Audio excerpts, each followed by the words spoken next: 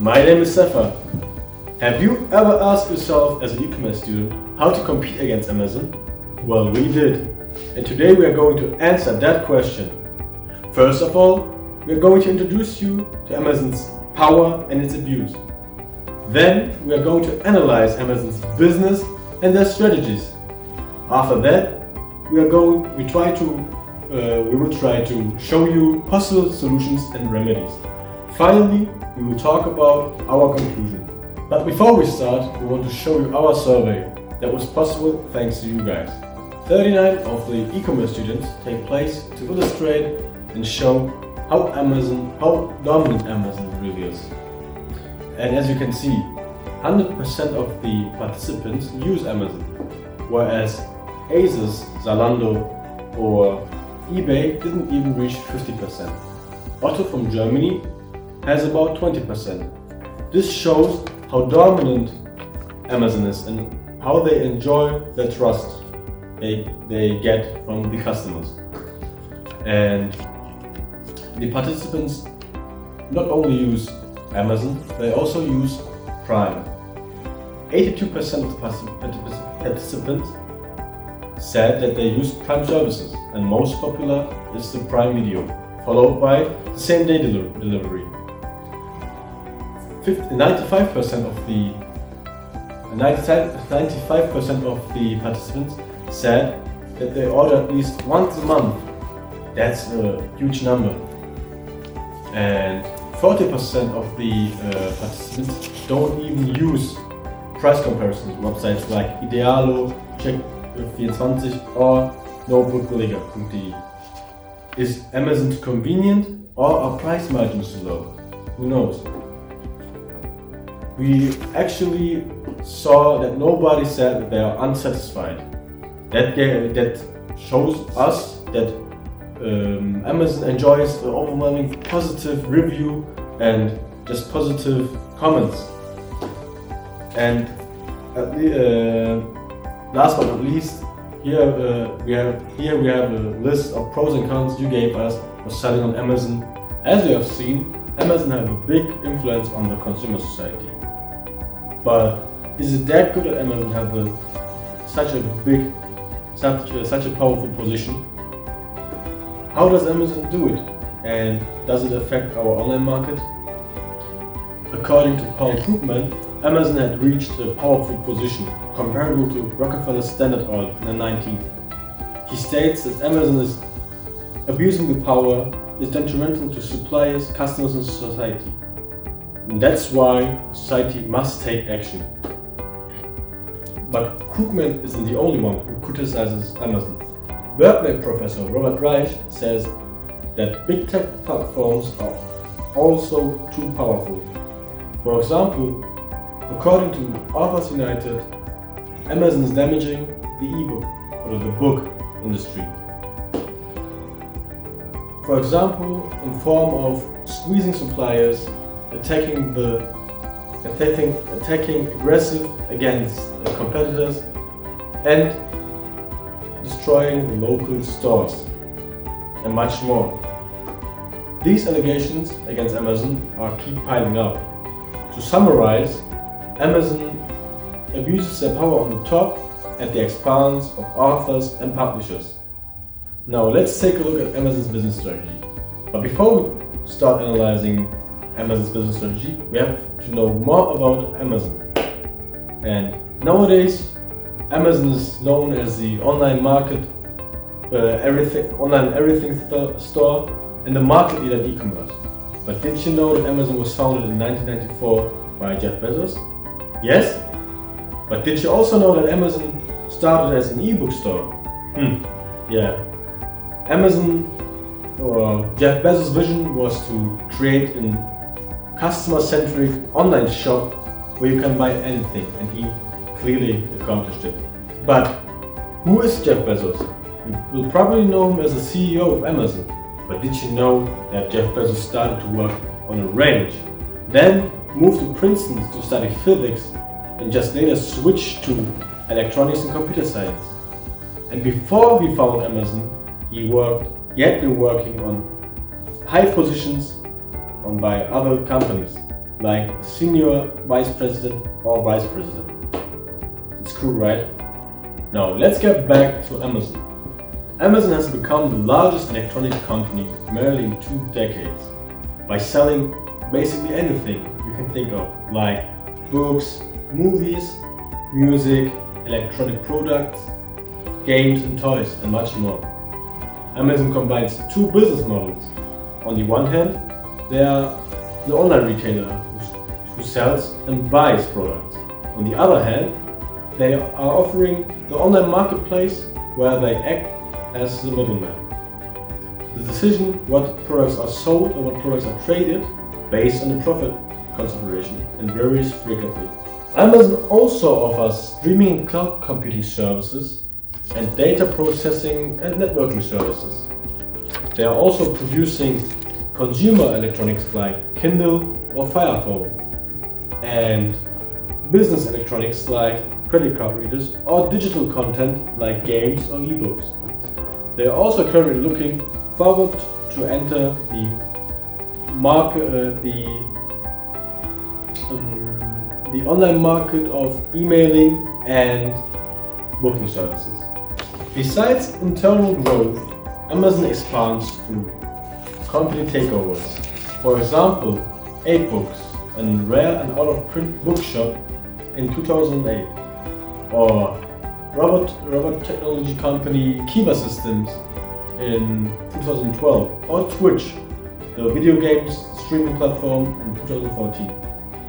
According to Authors United, Amazon accumulates up to, only in the US, up to 75% of online sales of physical books and more than 65% of sales of ebook sales and about 40% of total sales of newly published books. Hassan has went over how dominant Amazon is. We will talk about some possible solutions and remedies. And firstly, I will start off with Amazon Logistics, because as we all know, Amazon has superb delivery times which have set a benchmark for all of the competitors through building different fulfillment centers and delivery systems in a very big global network to be the best in their field, I guess. And this is why it's very important for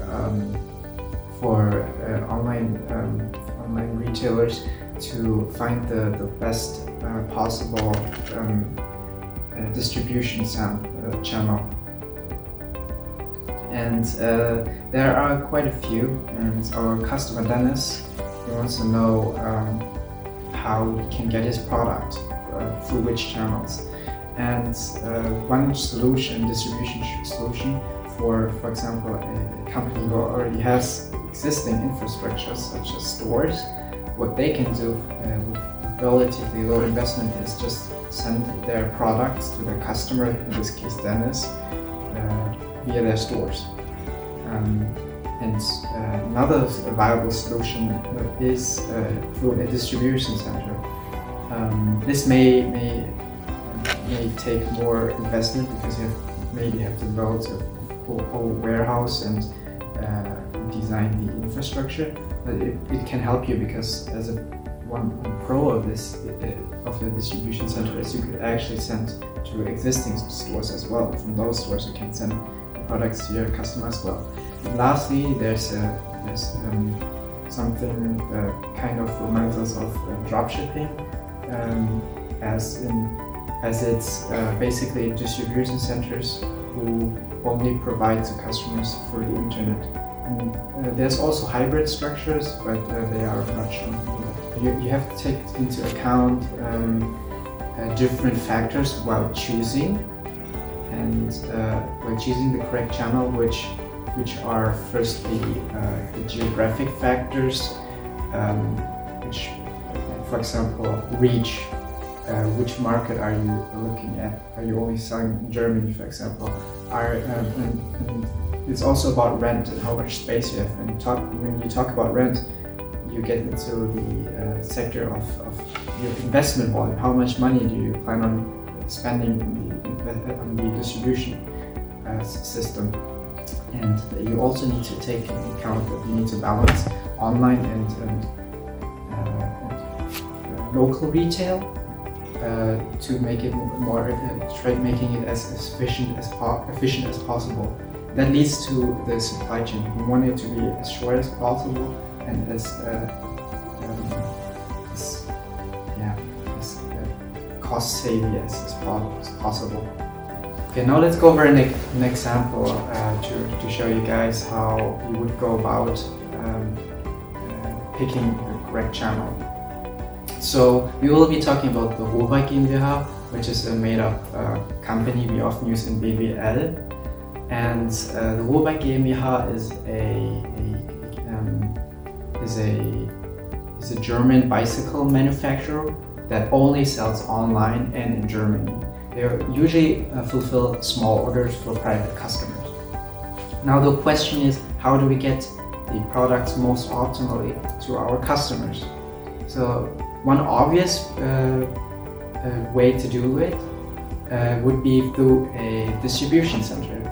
Why a distribution center? Well, because it's very likely that they already have a warehouse situated where they have their manufacturing facility. So you will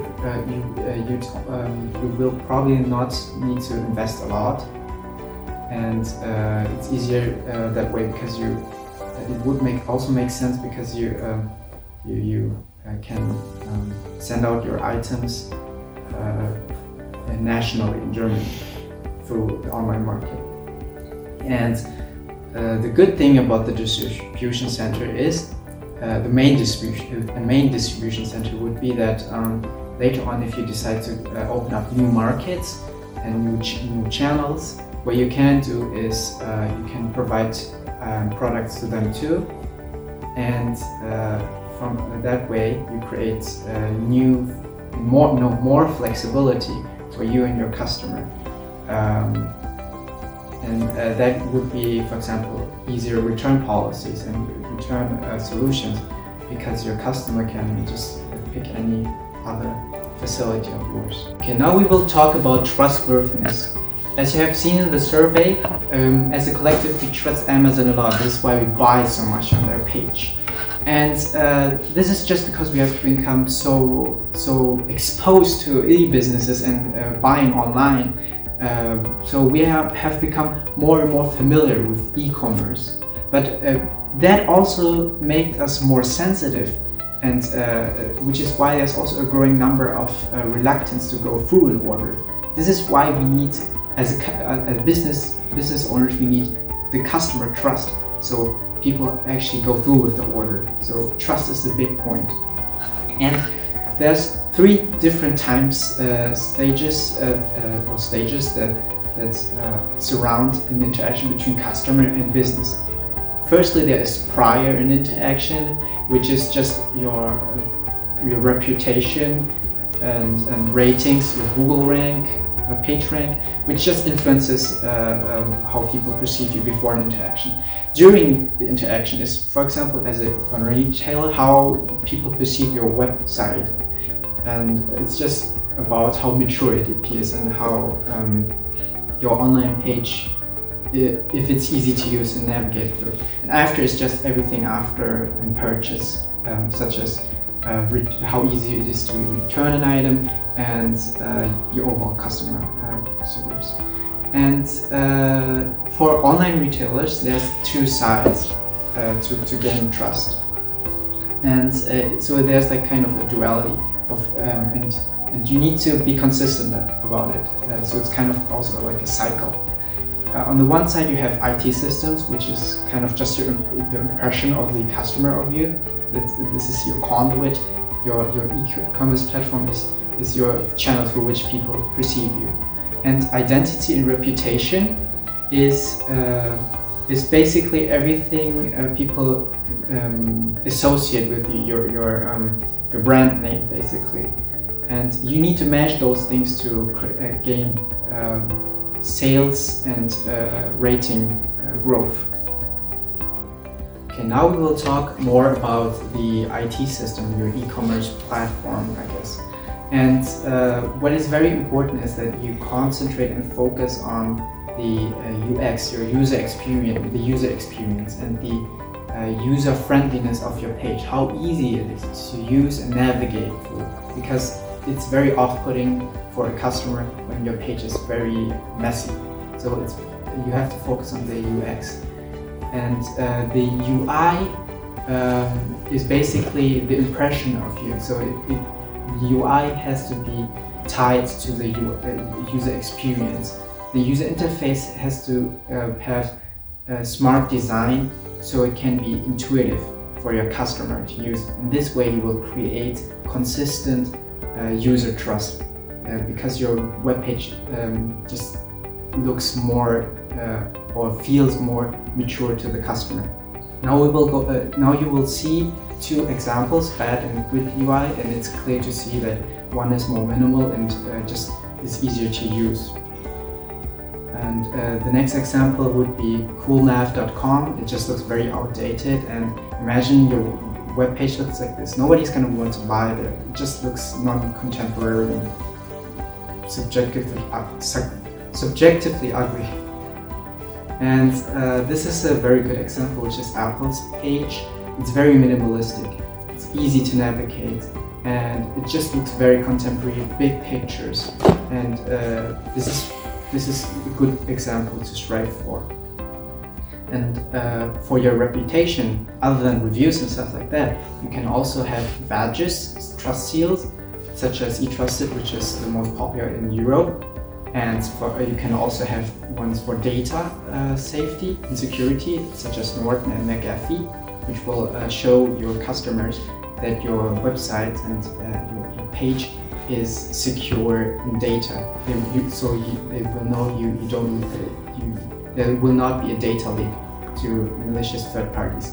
And what will also help you is having payment options that are perceived as safe, such as PayPal and Klarna. So when you're a little smaller business, people are more inclined to buy when you have these options. Thanks, Tommy. And now I will talk more about potential solutions. First of all, I will present the SWOT analysis. The SWOT analysis is S for strengths, W for weaknesses, O for opportunities, and T for threats. The strength of Amazon. For example, Amazon is a global brand, and the financial performance of Amazon is very high. And also, the customer experience of Amazon, most of them are very happy. So that is a big strength point for Amazon. Weaknesses. So also like a huge company like Amazon, there's also weaknesses, which is like the very bad employees treatment, which we're gonna talk about it in a while. The second is the high fees. Also, we're gonna talk and discuss this point. The opportunities for Amazon, of course, expand more and more globally. And the threats. The threats for Amazons are the competitors, the other competitions, which is very aggressive. The first potential solution is building a brand. Brand has to have a vision. And vision, you have to build a really good plan which describe how to run a successful business for a long term. And quality. There is no brand without quality. You have to focus very good about that. And the value. The value of your brand. Your brand has to have a value. Maybe you're gonna make a product, or maybe you're gonna make a service which gonna solve people or customers' problem. So your brand has to have a value. And improving. There is no brand which gonna stand for a long time without changing with the time. You have always to continue improving your brand and your business. And commitment, of course. There is no successful business without a commitment. So next we will talk about the first step to make a successful brand, which is, first one, determine your target. The second one, position your product and business. You have to choose the product and select in which platforms you're gonna present. Next one, define your company personality. Define your strengths. And the last one, choose a memorable logo and slogan, like maybe just do it or I love it. The second potential solution is social media. Social media like Facebook, Instagram, TikTok, Snapchat, Twitter, Pinterest, and YouTube. Social media helps startups connect with their target audience, find leads, collect feedbacks, launch new products and services, and run ad campaigns. They can additionally use social media for competitive analysis to watch out their competitors. Every small business should be on Facebook with more than 2.7 monthly users. Facebook gives small businesses a number of ways to promote their products and services, and also increasing their customers. And creating account in Facebook Business Manager, it can be very effective tool for your marketing efforts. In Facebook Business Manager, you can target your ads geographically, so that means in which city and in which country your ads will be displayed, and also demographically, that means for which gender and for which age range your ads will be displayed. For instance, if you are running an ads for a fitness studio specifically for women, so your ads demographic with the demographically tools will help you avoiding showing your ads for men.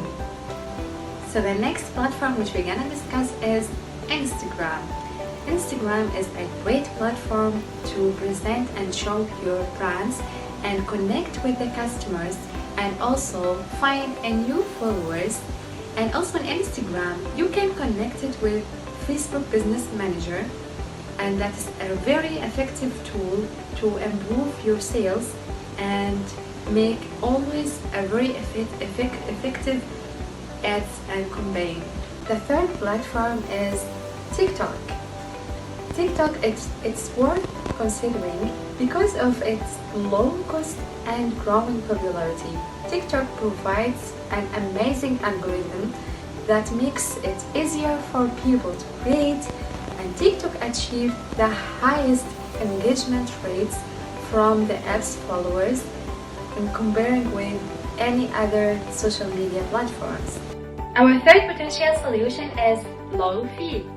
Amazon charges 15% for each purchase, and this percent is a commission fee, which is for FBA services. That means for storage and delivery services. And this percent is very high because that's just the average, but it can reach till 55%.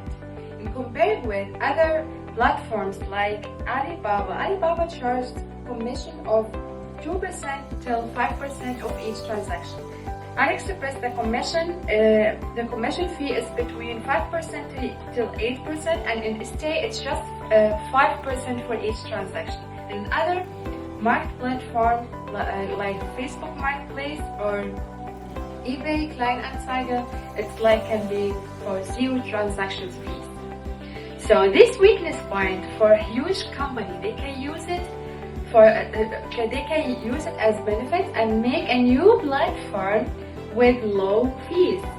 Or for another side, for startup, they can sell their products in another platforms as we showed. Our last potential solution that we're gonna discuss is working conditions. The environment working conditions at Amazon's are unsafe. Amazon's injury cases in 2020 was 6.5 injury cases for each 100 workers. And that's nearly the double than non-Amazon's warehouses. Amazon's workers around the world, they have long complained about the grueling working conditions, and they have always an excessive productivity goals which they have to achieve. That puts a lot of mental and physical pressure on workers to achieve. And they have a very short dinner break and few times break to go to toilet, which are limited. And they are just paid $15 in USA, and in Germany it's even less than that. It's just 12 euro per hour. This bad reputation of Amazon's statement affects, of course, Amazon's market. So for other companies and startups, they have always to think about providing their employees better working conditions by paying them good salary and giving them fair time for breaks and vacation, and always listen to their problems and complaints and response. And that's how smart companies can get the best level of productivity of each employee. So that was of my side, and now my colleague Stefa will present the conclusion of our presentation. In conclusion, there are various potential solutions and remedies which can be generally or individually applied to create a competitive business structure. However, it has to be addressed that it takes more complex measures to actually beat Amazon. We have just shown you what it takes to be a contender. Thank you for listening.